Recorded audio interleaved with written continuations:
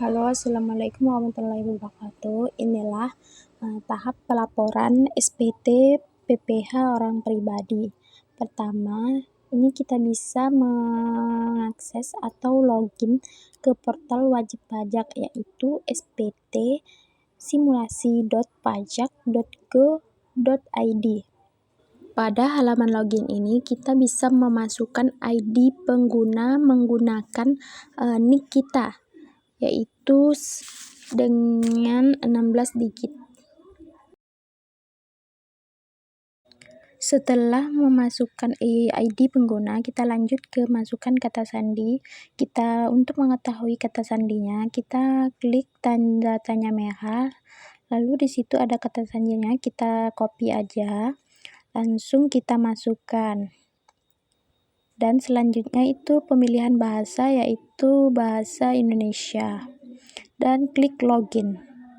Selanjutnya kita masuk ke halaman surat pemberitahuan SPT, yaitu kita klik X, lanjut kita klik OK, lalu lanjut ke surat pemberitahuan SPT, klik surat pemberitahuan SPT, lalu selanjutnya buat konsep SPT, klik selanjutnya, lalu mau klik buat konsep SPT. Langkah pertama itu pilih jenis SPT yang akan dilaporkan, klik PPh orang pribadi, klik next. Tahap kedua yaitu pilih periode pelaporan SPT. Kita jenis periode SPT tahunan. Tahun pajaknya yaitu tahun 2025, klik next. Tahap ketiga pilih jenis SPT yaitu model SPT, klik normal. Lalu klik create tax return, dan berhasil dan sukses. Lalu klik OK, lalu klik yang ada tanda pensilnya tersebut, dan setelah ke halaman induk, selanjutnya memilih metode pembukuan atau pencatatan, kita klik pencatatan, lalu sumber penghasilan, klik pilih pekerjaan. Pada bagian A, identitas wajib pajak sudah terisi otomatis. Lalu lanjut ke bagian B, ikhtisar penghasilan neto. Pada 1A, apakah Anda menerima penghasilan dari dalam negeri dari pekerjaan? Yaitu kita klik ya. Dan 1B itu apakah Anda menerima penghasilan negeri, kita klik tidak, lanjut. Pada 1C klik tidak, lanjut lagi ke 1D, klik tidak lagi, lanjut ke perhitungan pajak terutang. Yang ketiga itu kita klik tidak, selanjutnya ke 8 kita klik tidak, lalu kita memilih jenis PTKP TK0, lanjut ke kredit pajak. Pada 10A itu kita klik ya, dan 10D itu klik tidak. Lanjut ke penghasilan PPh kurang atau lebih bayar. Pada 11B ini kita klik tidak, lanjut ke F ini akan terisi otomatis. Kita akan lanjut ke G. Pada bagian G ini akan terisi otomatis jika berstatus lebih bayar. Lanjut pada bagian H, 13A kita klik tidak, 13B klik tidak, dan juga selanjutnya klik tidak juga. Lanjut ke I, 14A di klik ya, lanjut ke 14B kita klik ya juga, maka nilai di samping tersebut akan terisi otomatis. Lanjut ke 14D, klik ya juga, lanjut ke yang ke E, klik tidak. Pada 14F kita klik tidak. Begitu juga 14G kita klik tidak juga. Lanjut ke J lampiran tambahan. Pada bagian ABC tersebut sudah terisi otomatis, maka kita akan lanjutkan untuk mengisi D dan E. Pada bagian D itu kita klik tidak, dan E itu kita klik tidak. Lanjut, kita ke K. Ada di tanda kotak, kita checklist saja. Lanjut, kita ke bagian atas. Langsung kita ke bawah lagi untuk memastikan sudah terisi semua atau belum. Lanjut ke L1 atau lampiran 1. Yang A itu harta pada akhir tahun pajak. Kita klik kas dan setara kas. Kita untuk memilih deskripsinya, apa yang kita deskripsikan, yaitu tabungan. Kita klik nomor akun. Nomor akun itu terdiri dari 10 digit. Lanjut untuk mengisi atas nama siapa, dan di sini saya mengisi atas nama Chelsea Diva Babaroh. Dan lanjut untuk mengisi nama bank. Lanjut ke lokasi hartanya di mana, tahun perolehan, saldo di tabungan itu berapa. Setelah mengisi semua pada kas dan setara kas tersebut, lalu mengklik simpan. Lanjut, yang kedua yaitu piutang, klik tanda tambah, dan di situ terdapat kode. Kode tersebut akan terisi otomatis. Deskripsi itu hutang lainnya. Yang kedua itu lokasi harta Indonesia, dan yang selanjutnya itu nomor identitas penerima atau NIK atau NPWP. Selanjutnya ke nama penerima pinjaman. Dan di situ ditulis siapa yang meminjam, dan lanjut ke nilai piutang. Nilai piutang itu berapa nominal yang si penerima pinjaman tadi meminjam, dan lanjut ke tahun dimulai ia meminjam pinjaman. Lanjut pada saldo piutang saat ini, saldonya berapa, dan selanjutnya mengklik simpan. Dan yang ketiga investasi, klik tanda tambah, kodenya akan terisi otomatis. Lanjut ke deskripsi tersebut apa yang Anda pilih, terus lokasi Indonesia. Lanjut ke nomor identitas bank, dan selanjutnya ke nama bank yang kita investasi tersebut. Lanjut untuk mengisi nomor akun yang terdiri dari 10 digit sampai 16 digit tersebut. Lanjut mengisi harga perolehan saham. Lanjut nilai saat ininya berapa. Lanjut untuk jangan lupa mengklik simpan. Selanjutnya kita ke harta bergerak.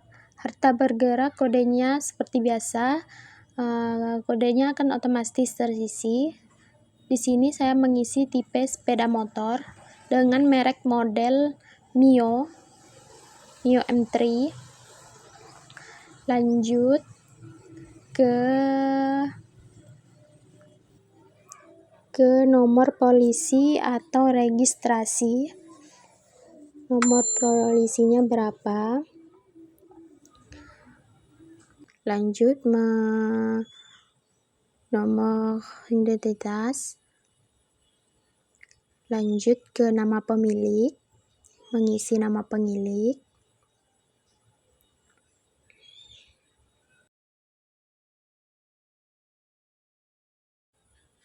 lanjut ke tahun perolehan. Di tahun berapa? Di sini saya mengisi di tahun 2024. Lanjut untuk mengisi harga perolehan. Setelah mengisi harga perolehan, lanjut untuk mengisi nilai saat ini. Harganya berapa? Dan lalu klik simpan. Setelah itu lanjut ke harga tidak bergerak, klik tanda tambah, lanjut ke deskripsi. Kodenya akan otomatis terisi ketika kita mengisi deskripsinya. Lanjut lokasi harta. Lanjut untuk mengisi ukuran tanah. Di sini saya mengisi 20 dan ukuran bangunan 16. Lanjut ke sumber kepemilikan, yaitu hasil sendiri. Kita klik. Lanjut ke nomor sertifikat.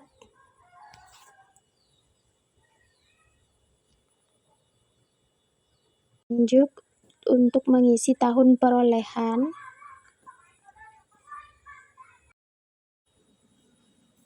Setelah mengisi tahun, lanjut kita untuk mengisi harga perolehan yang telah kita beli. Lanjut ke nilai saat ininya berapa. Setelah sudah terisi semua, tidak lupa kita untuk mengklik simpan. Lanjut ke aset lain-lain. Aset lain-lain ini lanjut untuk mengisi deskripsinya. Simulasi ini saya mengisi di peralatan elektronik. Dan selanjutnya tahun perolehan. Dan selanjutnya biaya. Setelah mengisi biaya perolehan, lanjut ke nilai saat ini. Setelah mengisi nilai saat ini, bukti kepemilikan diisi atau nomor akun. Setelah mengisi nomor akun, kita mengisi informasi tambahan, yaitu di sini saya mengisi handphone atau HP dan tidak lupa untuk mengklik simpan. Selanjutnya itu ikhtisar tidak perlu, sudah terisi otomatis. Dan selanjutnya itu utang pada akhir tahun pajak, klik tambah, lalu kode di sini kita mengisinya sendiri, tidak otomatis seperti tadi. Lanjut ke deskripsi. Di sini untuk mengisi deskripsi, Anda utang apa yang Anda ada pada akhir tahun tersebut. Setelah mengisi deskripsi, di sini kita untuk mengisi NPWP kreditur. Setelah mengisi NPWP tersebut, lanjut untuk mengisi nama kreditur tersebut. Nama tersebut akan otomatis ketika kita mengisi NPWP kreditur tersebut. Dan selanjutnya untuk mengisi negara asal kreditur Indonesia. Selanjutnya tahun perolehan utang. Setelah mengisi tahun perolehan, lanjut untuk mengisi saldo utang, lalu klik simpan. Setelah terisi bagian B, lanjut ke bagian D, itu penghasilan neto dalam negeri dari pekerjaan, lalu klik tambah. Lanjut untuk mengisi nomor identitas pemberi kerja. Lanjut, nama pemberi kerja tersebut akan terisi otomatis jika nomor identitas pemberi kerja sudah terisi. Lanjut untuk penghasilan bruto, yaitu 60 juta. Selanjutnya untuk mengisi pengurangan penghasilan bruto, yaitu 0. Tidak lupa untuk mengklik simpan. Selanjutnya untuk mengisi daftar bukti potong. Daftar bukti potong ini setelah semua sudah diisi di daftar bukti potong, tidak lupa kita mengklik simpan. Setelah itu untuk mengklik simpan konsep dan sukses berhasil, lanjut ke induk. Kita akan memeriksa apakah sudah hasilnya 0 di penghasilan PPh kurang atau lebih bayar, dan ternyata hasilnya di samping tersebut 0, maka PPh kurang atau lebih bayarnya yaitu 0. Setelah semuanya sudah terisi, semua akan disimpan konsep dan sukses. SPT sudah berhasil disimpan, maka selanjutnya bayar dan lapor. Klik ditutup, lanjut untuk mengisi tanda tangan dokumen. Setelah mengisi tanda tangan dokumen tersebut, tidak lupa untuk mengklik tanda biru sebelah kotak warna kuning tersebut. Setelah diklik, langsung konfirmasi tanda tangan dan mohon ditunggu. Dan setelah itu sudah berhasil, maka selanjutnya kembali ke halaman awal dan klik SPT dilaporkan, maka di situ SPT-nya sudah tersampaikan dan selesai.